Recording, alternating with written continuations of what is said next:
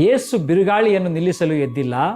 ಶಿಷ್ಯರೊಳಗೆ ಇನ್ನೂ ಸತ್ತಿರದ ಭಯವನ್ನು ಹೊರತೆಗೆದಲು ಎದ್ದನೆಂಬುದಾಗಿ. ನಾವು ಗಮನಿಸುವಾಗ ಮಾರ್ಕನ ಬರೆಸುವಾರ್ತೆ 4ನೇ ಅಧ್ಯಾಯ 35-40 ವಚನಗಳು ನಾವು ಧ್ಯಾನ ಮಾಡೋದಾದರೆ, ಆತನವರಿಗೆ ನೀವು ಯಾಕೆ ಭಯಪಡುತ್ತೀರಿ, ನಿಮಗೆ ಇನ್ನೂ ನಂಬಿಕೆ ಇಲ್ಲವೇ ಎಂದು ಅಲ್ಲಿ ಕೇಳಿರುವಂಥ ಮಾತುಗಳನ್ನು ನಾವು ಗಮನಿಸಬಹುದು. ಪ್ರಿಯ ಸಭೆಯೇ, ಇವತ್ತು ನಾವು ನಿಜವಾಗಲೂ ಈ ಘಟನೆಯನ್ನು ನಾವು ಓದಿದಾಗ ನಾವು ಸಹ ನಮ್ಮ ಕಣ್ಣುಗಳು ಎಲ್ಲಿರ್ತವೆ? ಬಿರುಗಾಳಿಯ ಮೇಲೆ ಮಾತ್ರ ಇರುವಂಥದ್ದಾಗಿದೆ, ಸತ್ಯ ಅದು. ಆದರೆ ಯೇಸುವಿನ ದೃಷ್ಟಿ ಬಿರುಗಾಳಿಯ ಮೇಲಲ್ಲ, ಅದರ ಮೇಲೆ ಇರಲಿಲ್ಲ, ಶಿಷ್ಯರ ಹೃದಯದ ಮೇಲೆ ಇತ್ತು. ಗಮನಿಸಿ, ಯೇಸು ಬಿರುಗಾಳಿಯನ್ನು ಶಾಂತಗೊಳಿಸಿದ ನಂತರ ಈ ಗಾಳಿ ಎಷ್ಟು ದೊಡ್ಡದು ಎಂದು ಕೇಳಿರಲಿಲ್ಲ, ನಿಮಗೆ ಇನ್ನೂ ಯಾಕೆ ನಂಬಿಕೆ ಇಲ್ಲವೇ ಎಂದು ಕೇಳ್ತಾ ಇದ್ದಾನೆ. ಯಾಕಂದರೆ ದೇವರು ಪರಿಸ್ಥಿತಿಯನ್ನು ಪರೀಕ್ಷಿಸುವುದಿಲ್ಲ, ನಮ್ಮ ನಂಬಿಕೆಯನ್ನು ಆತನು ಪರೀಕ್ಷಿಸುವಂಥ ದೇವರಾಗಿದ್ದಾನೆ. ಈ ಸತ್ಯವನ್ನು ನಾವು ಅರ್ಥಕೋಬೇಕಾಗಿದೆ. ಮೊಟ್ಟ ಮೊದಲನೇ ವಿಷಯ ನಾವು ಗಮನಿಸುವಾಗ, ಬಿರುಗಾಳಿ ಅಪಘಾತವಲ್ಲ, ಅದು ಯೇಸು ಅನುಮತಿಸಿದ ತರಗತಿ. ಮತ್ತೆ ಹೇಳ್ತಾ ಇದ್ದೀನಿ, ಬಿರುಗಾಳಿ ಅಪಘಾತವಲ್ಲ, ಅದು ಯೇಸು ಕ್ರಿಸ್ತನವರು ಅನುಮತಿಸಿದ ಒಂದು ತರಗತಿ. ಮಾರ್ಕ್ 4ನೇ ಅಧ್ಯಾಯ 35ನೇ ವಚನದಲ್ಲಿ ನಾವು ಆಚೆ ದಡಕ್ಕೆ ಹೋಗೋಣ ಎಂದು ಹೇಳಿದ್ದು ಯಾರು? ಯೇಸು ಕ್ರಿಸ್ತನವರೇ. ಹಾಗಾದರೆ ಅಂದರೆ ಏನು? ಈ ಪ್ರಯಾಣ ದೇವರ ಚಿತ್ತದಲ್ಲೇ ಆರಂಭವಾಯಿತು, ಹೌದ್ರಾ? ಹಾಗಾದರೆ ಬಿರುಗಾಳಿ ಯಾಕೆ? ಶಿಷ್ಯರನ್ನು ಮುಳುಗಿಸಲು ಅಲ್ಲ, ಅವರ ನಂಬಿಕೆಯನ್ನು ಹೊರತರುವುದಕ್ಕೆ. ಈ ಸತ್ಯವನ್ನು ನಾವು ಗ್ರಹಿಸ್ಕೋಬೇಕು. ನಮ್ಮ ಜೀವನದಲ್ಲಿಯೂ ಕೆಲವು ಬಿರುಗಾಳುಗಳು ಶತ್ರುವಿನ ದಾಳಿಯಲ್ಲ, ಆದರೆ ಅವು ದೇವರು ನಮ್ಮನ್ನು ಬೆಳೆಸಲು ಅನುಮತಿಸಿದ ಆತ್ಮೀಯ ಶಾಲೆಗಳೆಂಬುದಾಗಿ ನಾವು ನಂಬಬೇಕಾಗಿದೆ. ಪ್ರಿಯ, ಸತ್ಯವನ್ನು ಗ್ರಹಿಸ್ಕೋಬೇಕಾಗಿದೆ. ಎರಡನೇ ವಿಷಯ ನಾವು ನೋಡುವಾಗ, ಯೇಸುವಿನ ನಿದ್ರೆ ಅದು ಬಲಹೀನತೆ ಅಲ್ಲ, ಪರಿಪೂರ್ಣ ಅಧಿಕಾರದ ಒಂದು ಗುರುತಾಗಿ ನಾವಿಲ್ಲಿ ಕಾಣಬೇಕು. ಶಿಷ್ಯರು ಭಯದಿಂದ ನಡುಗ್ತಾ ಇದ್ರು, ಅಲೆಗಳು ದೋಣಿಯನ್ನು ತುಂಬ್ತಾ ಇದ್ದವು, ಆದರೆ ಯೇಸು ಕ್ರಿಸ್ತನಲ್ಲಿ ನಿದ್ರಿಸ್ತಾ ಇದ್ದನು. ಯಾಕೆಂದರೆ ನಾವು ಗಮನಿಸುವಾಗ ಆತನಿಗೆ ಬಿರುಗಾಳಿಗಿಂತ ತಂದೆಯ ವಾಕ್ಯದ ಮೇಲೆ ಹೆಚ್ಚು ನಂಬಿಕೆ ಇತ್ತು.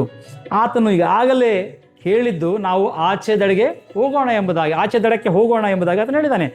ಆತನು ಹೇಳಿದ ಮಾತು ನೆರವೇರುತ್ತದೆ ಎಂಬ ನಿಶ್ಚಯವೇ ಆತನಿಗೆ ನಿದ್ರೆ ಕೊಟ್ಟಿತೆಂಬುದಾಗಿ ನಾವು ಗಮನಿಸಬೇಕು. ಪ್ರಿಯರೇ, ಮೂರನೇ ವಿಷಯಕ್ಕೆ ನಾವು ಹೋಗುವಾಗ, ಶಿಷ್ಯರು ಯೇಸುವನ್ನು ಎಬ್ಬಿಸಿದರು, ಆದರೆ ನಿದ್ರಿಸುತ್ತಿದ್ದು ಅವರ ಯಾರು? ನಂಬಿಕೆ. ಈ ಮಾತು ಸತ್ಯವನ್ನು ನಾವು ಗ್ರಹಿಸ್ಕೋಬೇಕು. ಅವರು ಕೂಗಿದರು, ಈ ಕರ್ತನೇ ನಾವು ನಾಶವಾಗ್ತಾ ಇದ್ದೇವೆ. ಅವರ ಸಮಸ್ಯೆ ಬಿರುಗಾಳಿ ಅಲ್ಲ, ದೋಣಿಯಲ್ಲಿದ್ದ ಯೇಸುವನ್ನು ಮರೆತದ್ದು. ನೋಡ್ರಿ, ಎಷ್ಟೊಂದು ಸಲ ನಾವು ಕೂಡ ಹಾಗೆಯೇ ಮಾಡುತ್ತೇವೆ. ಪರಿಸ್ಥಿತಿಯನ್ನು ನೋಡುತ್ತೇವೆ, ಆದರೆ ವಾಗ್ದಾನವನ್ನು ಮರೆತು ಬಿಡುವಂಥ ವ್ಯಕ್ತಿಗಳಾಗಿರುತ್ತೇವೆ. ಅಲೆಗಳನ್ನು ಹೆಣಿಸುತ್ತೇವೆ, ಆದರೆ ನಮ್ಮೊಂದಿಗಿರುವಂಥ ಕರ್ತನನ್ನು ನಾವು ಮರೆತು ಬಿಡುವಂಥ ನಾವು ವ್ಯಕ್ತಿಗಳಾಗಿರುತ್ತೇವೆ. ಪ್ರಿಯ, ನಾಲ್ಕನೇದಾಗಿ ನೋಡುವಾಗ, ಯೇಸು ಸಮುದ್ರವನ್ನು ಮಾತ್ರ ಶಾಂತಗೊಳಿಸಿಲ್ಲ, ಶಿಷ್ಯರ ಭಯವನ್ನು ಕೂಡ ಎದುರಿಸಿದ್ದಾನೆ. ಬಿರುಗಾಳಿ ನಿಂತಿತ್ತು, ಅಲೆಗಳು ಶಾಂತವಾದವು, ಆದರೆ ಯೇಸು ಕಥೆಯನ್ನು ಅಲ್ಲಿ ಮುಗಿಸಲಿಲ್ಲ. ಪ್ರಿಯರೇ, ಆತನು ಕೇಳ್ತಾ ಇದ್ದಾನೆ, ನಿಮ್ಗೆ ಇನ್ನೂ ನಂಬಿಕೆ ಇಲ್ಲವೇ? ಯಾಕಂದರೆ ದೇವರ ಗುರಿ ಬಿರುಗಾಳಿಯನ್ನು ತೆಗೆದು ಹಾಕುವುದಿಲ್ಲ, ಬಿರುಗಾಳಿಯಲ್ಲೂ ನಿಂತುಕೊಳ್ಳುವ ನಂಬಿಕೆಯನ್ನು ನಿರ್ಮಿಸುವಂಥದ್ದು ಆತನ ಮೇನ್ ಮೋಟೋ ಫೋಕಸ್ ಆಗಿದೆ ಎಂಬ ಸತ್ಯವನ್ನು ನಾವಿಲ್ಲಿ ಅರಿತುಕೋಬೇಕಾಗಿದೆ. ಪ್ರಿಯರೇ, ಐದನೇದಾಗಿ ನೋಡುವಾಗ, ಇವತ್ತು ಬಿರುಗಾಳಿಯಂತೆ ನಂತರ ಶಿಷ್ಯರು ಏನು ಮಾಡ್ತಾ ಇದ್ದಾರೆ? ಸಮುದ್ರವನ್ನು ನೋಡಲಿಲ್ಲ. ಬಿರುಗಾಳಿಯ ನಂತರ ಶಿಷ್ಯರು ಸಮುದ್ರವನ್ನು ನೋಡಲಿಲ್ಲ, ಯೇಸುವನ್ನು ಹೊಸದಾಗಿ ನೋಡ್ತಾ ಇದ್ದಾರೆ. ಮತ್ತೆ ಹೇಳ್ತಿದ್ದೇನೆ, ಬಿರುಗಾಳಿಯ ನಂತರ ಶಿಷ್ಯರು ಸಮುದ್ರವನ್ನು ನೋಡಲಿಲ್ಲ, ಯೇಸುವನ್ನು ಹೊಸದಾಗಿ ನೋಡ್ತಾ ಇದ್ದಾರೆ.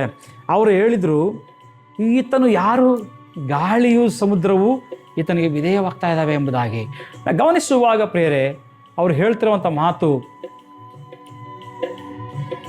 ನಾವು ಗಮನಿಸುವಾಗ, ಅವ್ರು ಹೇಳ್ತಾ ಇದ್ದಾರೆ, ಇವನು ಯಾರು? ಗಾಳಿ ಸಮುದ್ರವು ಆತನಿಗೆ ವಿಧೇಯರಾಗ್ತಿದ್ದಾರೆ. ಇದನ್ನೇ ಬಿರುಗಾಳಿಯ ನಿಜವಾದ ಉದ್ದೇಶ ಏನೆಂಬುದಾಗಿ ನೋಡುವಾಗ, ಕೆಲವು ಪ್ರಕರಣಗಳು ಶಾಂತ ದಿನಗಳಲ್ಲಿ ಸಿಗುವುದಿಲ್ಲ. ಮತ್ತೆ ಹೇಳ್ತಿದ್ದಾನೆ, ಕೆಲವು ಪ್ರಕರಣಗಳು ಶಾಂತ ದಿನದಲ್ಲಿ ಸಿಗುವುದಿಲ್ಲ, ಬಿರುಗಾಳಿಯ ಮಧ್ಯದಲ್ಲಿ ಮಾತ್ರ ಅವು ಸಿಗುವಂಥವಾಗಿದೆ. ಪ್ರಿಯರೇ, ನಾವು ಗಮನಿಸಿದ್ರೆ, ಬಹುಶಃ ಇಂದು ನೀನು ಒಂದು ವೇಳೆ ಆ ಬಿರುಗಾಳಿಯ ವಾತಾವರಣದಲ್ಲಿ ಅನುಭವದಲ್ಲಿ ಇದ್ದೀಯಾ? ನಿನ್ನ ಪ್ರಾರ್ಥನೆ, ಕರ್ತನೇ ನನ್ನ ಸಮಸ್ಯೆ ತೆಗೆದಾಕು. ಆದರೆ ದೇವರು ಹೇಳಬಹುದು, ಮೊದಲು ನನ್ನನ್ನು ಇನ್ನಷ್ಟು ಆಳವಾಗಿ ತಿಳಿದುಕೋ. ಯಾಕಂದರೆ ನಿನ್ನನ್ನು ದಡಕ್ಕೆ ತಲುಪಿಸೋದಕ್ಕಿಂತ ನಿನ್ನ ನಂಬಿಕೆಯನ್ನು ಪರಿಪಕ್ವಗೊಳಿಸುವುದೇ ನನ್ನ ಪ್ರಾಮುಖ್ಯವಾಗಿರುವಂಥ ಮೋಟು ಅಥವಾ ಗೋಲ್ ಎಂಬುದಾಗಿ ಆತನು ಹೇಳ್ತಾ ಇದ್ದಾನೆ. ನಾವು ಮುಗಿಸೋದಾದರೆ ಪ್ರಿಯರೇ, ಮುಂದಕ್ಕೆ ಹೋಗೋದಾದರೆ, ಬಿರುಗಾಳಿಯನ್ನು ಶಿಷ್ಯರು ಬದಲಿಸಲಿಲ್ಲ. ಬಿರುಗಾಳಿಯ ಮಧ್ಯದಲ್ಲಿ ಪ್ರಕಟವಾದ ಕ್ರಿಸ್ತನು ಅವರನ್ನು ಬದಲಿಸಿದನು. ಈ ಸತ್ಯವನ್ನು ನಾವು ಅರ್ಥಕೊಳ್ಳಬೇಕಾಗಿದೆ. ಆ ದಿನ ಅವರು ಶಾಂತವಾದ ಸಮುದ್ರವನ್ನು ಮಾತ್ರ ನೋಡಲಿಲ್ಲ, ಗಾಳಿಗೂ ಅಲೆಗಳಿಗೂ ಅಧಿಪತಿಯಾಗಿರುವಂಥ ರಾಜಾದಿರಾಜನಾಗಿರುವಂಥ ಯೇಸು ಕ್ರಿಸ್ತನನ್ನು ಅಲ್ಲಿ ಅವ್ರು ಕಾಣ್ತಾ ಇದ್ದಾರೆ. ಆಮೇನ್. ನೋಡ್ರಿ, ಇಂದು ನಿನ್ನ ಜೀವನದಲ್ಲಿಯೂ ಬಿರುಗಾಳಿ ಇದ್ದರೆ ಒಂದು ವೇಳೆ ಭಯಪಡುವಂಥದ್ದು ಬೇಡ.